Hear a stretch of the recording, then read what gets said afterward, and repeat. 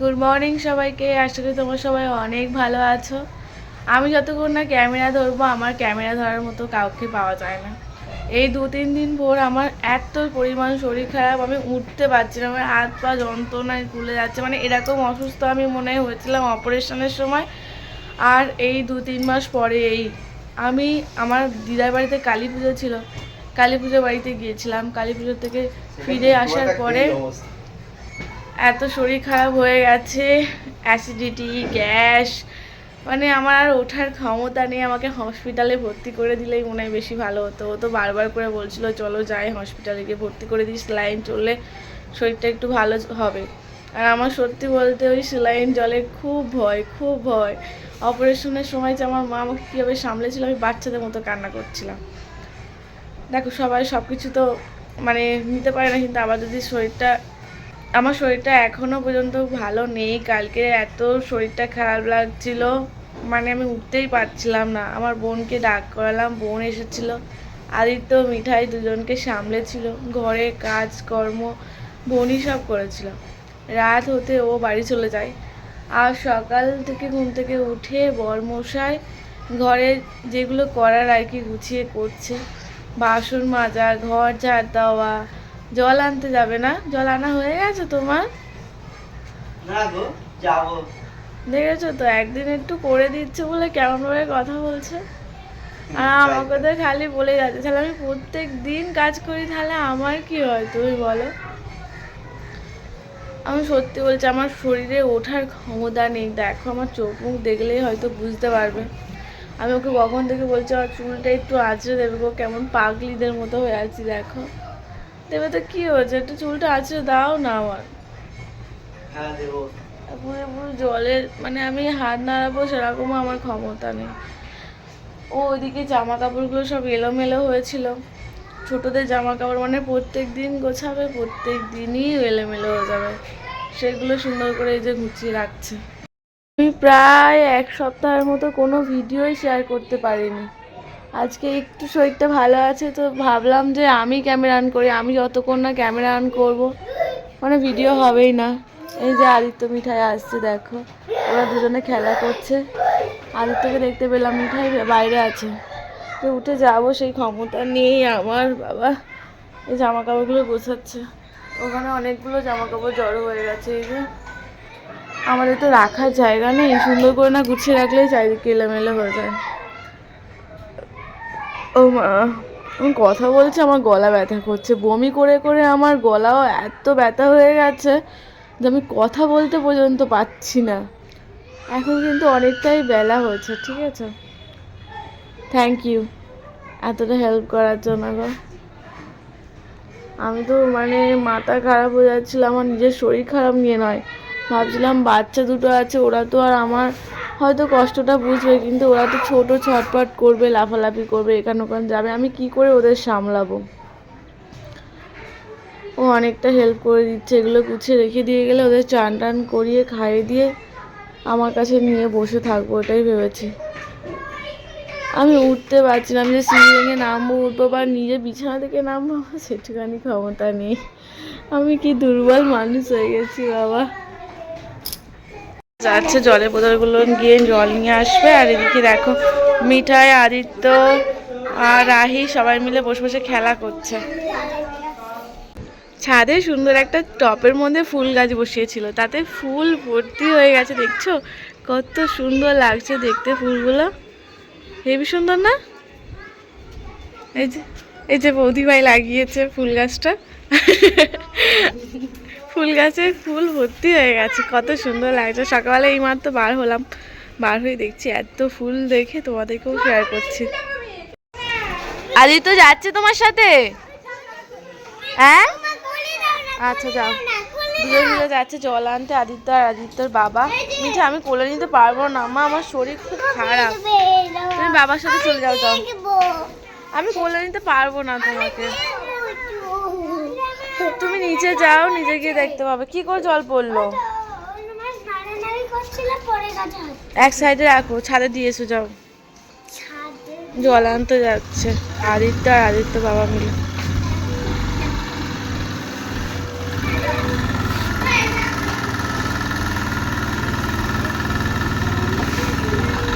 বেশি দিচ্ছে। আদিত্য সব জল তুমি ভরে আনবে, হ্যাঁ।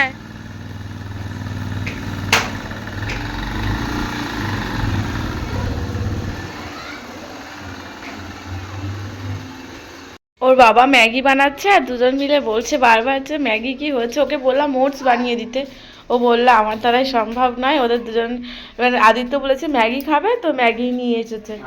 আদিত্য বসেছে, সাথে বরমশাই করছে ম্যাগি ওদের দুজনের জন্য। আর আমার জন্য কি আছে, আজকে তুমি গৃহিণী, আমি হচ্ছে কি বলবে তোমার বর। ঠিক আছে, তো এদিকে তাকাও, কেমন লাগছে বলো ঘরে কাজকর্ম করে। সকাল থেকে কোনো কাজ করতে পারিনি, কিন্তু ওদের দুজনকে স্নান করিয়ে দিলাম, ভালো করে তেল মাখিয়ে দিয়ে স্নান করিয়ে দিয়েছি।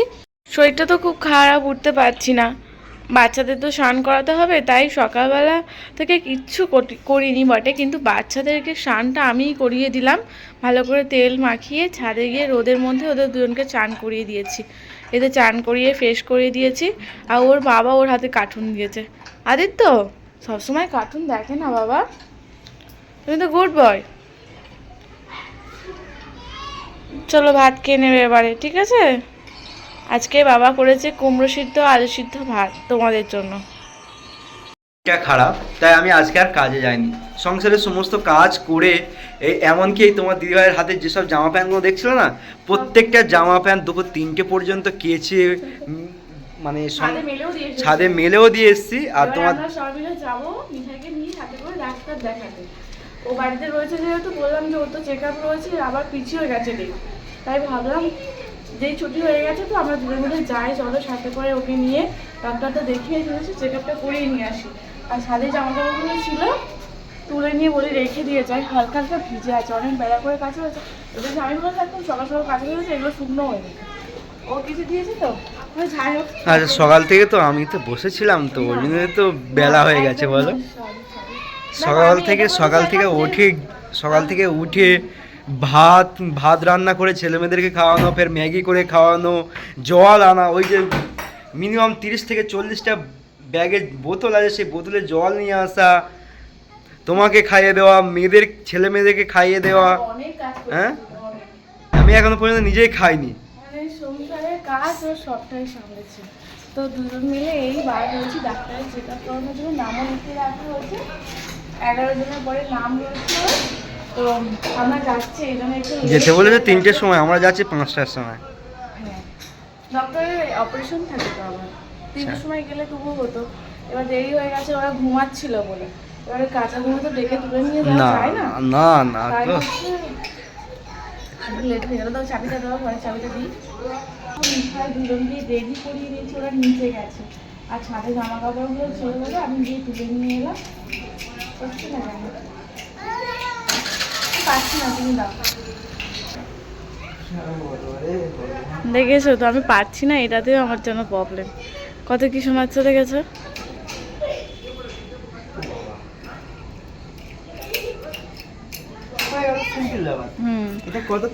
হ্যাঁ, আদিত্য মিঠাই যে নিচে রয়েছে ওদের কাছে যাব।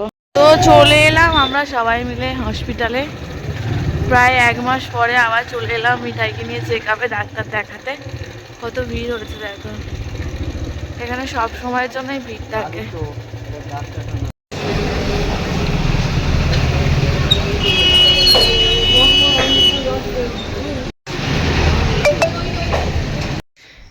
কি গো মিতালি, বাচ্চাদের খাওয়াচ্ছ? হসপিটাল থেকে ফিরলাম, ফিরে একটু কাজ ছিল আমার, বললাম না অনেক, আমি ছাতা নিয়েছিলাম, সেই কাজগুলো করতে হবে, কালকে জমা দিতে হবে দুপুরবেলার মধ্যে। তো তার মধ্যে ও দুটো ভাত বসিয়ে দিয়েছিল, আলু সিদ্ধ ভাত, আর সাথে বেগুন সিদ্ধও দিয়েছে। বাচ্চাদের বেগুন সিদ্ধ দিইনি, ওদের জন্য এই আলু সিদ্ধ ভাত মাখাচ্ছি, দুজনকে একসাথে খাইয়ে দেবো। আর এই যে ডিম ভেজেছে। আজকে সারাদিনে সংসারের দায়িত্ব সবটাই বর সামলেছে, তাই তো আদিত্য? ওদের দুজনকে একসাথে খাওয়াবো বলে ভাত মাখাচ্ছি, কি গরম ভাত। হ্যাঁ বলো, কি বলছো? দুজনকে খাওয়াচ্ছি, সারাদিনটা যে আমার কিভাবে কাটলো, আমি খুব ভালো লাগছে যে আজকে দিনটা আমার ছুটি ছিল। হ্যাঁ কি এই দেখো মিঠাই ডিম নিয়ে দিচ্ছি, ওটা কিন্তু ঝাল, ওটা ঝাল। আমি আমি তোমাকে দিচ্ছি দিচ্ছি। হ্যাঁ ওটা ওটা দেবো দেবো, দাঁড়া দুজনকে শেয়ার করে। আচ্ছা একটু খাওয়ার ইচ্ছে হয়েছে না? ও ভাত দিয়ে এ না, এই যে ভাত মাখাচ্ছি, ভাতটা ওদেরকে খাই দিয়ে রাতের খাবারে আজকে আমাকে হয়তো অনেকটা রাত জেগে ছাতাটা কমপ্লিট করতে হবে, কারণ দায়িত্ব যেগুলো নিয়েছে সেটাকে তো পূরণ করতে হবে, তাই না? কালকে ছাতা আবার জমা নেবে, ছাতা যাবে, তাই।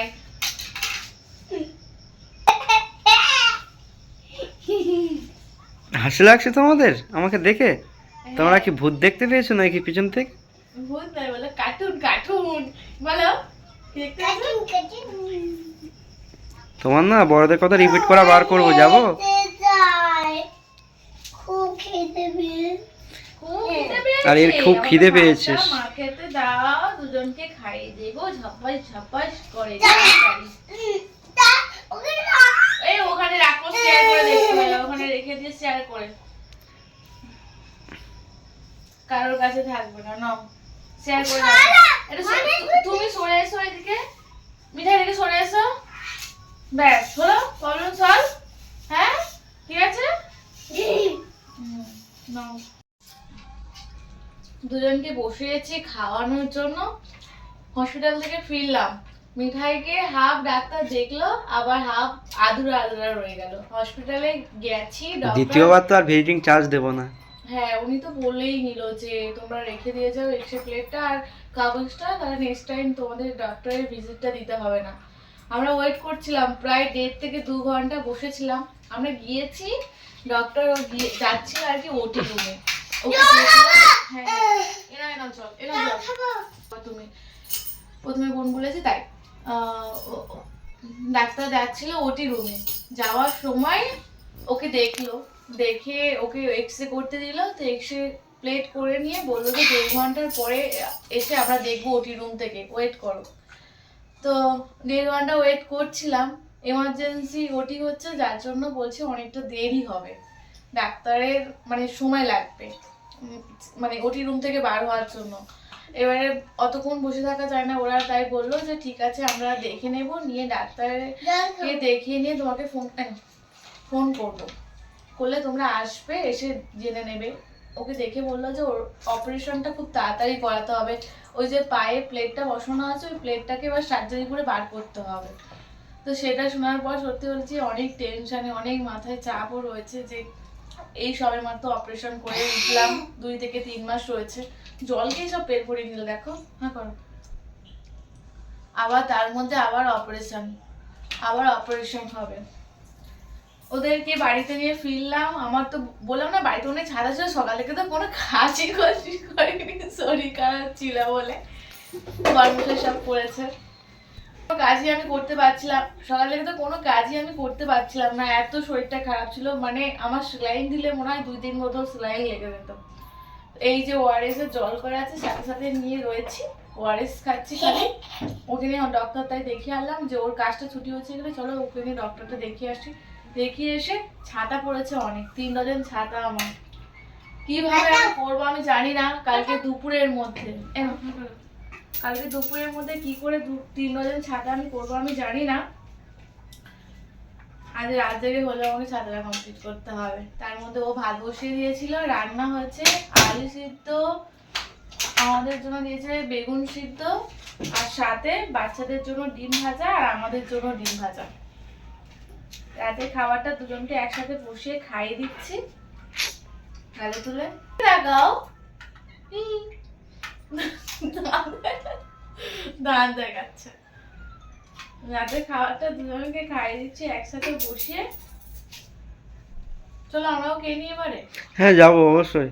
খিদে পাচ্ছে, আজকে এমন চাল দিয়েছে দুপুরবেলা, একবার মানে একজনের ভাত হবে আর 2টো বাচ্চার ভাত হবে, তো দুজন মিলে একজনের ভাত শেয়ার করে খেয়েছিলাম। দেখো ও রান্না তো করে না, করেছে বুঝতে পারেনি, অনুমান না আমি সবই বুঝতে পেরেছিলাম, তারপরে ওরা নিয়েছে। আমি তো ভেবেছিলাম হয়তো আমি আজকে কাজে যাব, ওই জন্য ওই ওরকমই ভাবে রান্না করেছিলাম, কিন্তু ওই যে থেকে যাবো তো বুঝতে পারিনি। তো হঠাৎ করে তো তুমি বললে তাহলে চলো আজকে গিয়ে ডাক্তারটা দেখিয়ে নিয়ে আসি মিঠাই, সেই জন্য তো হয়ে গেল না।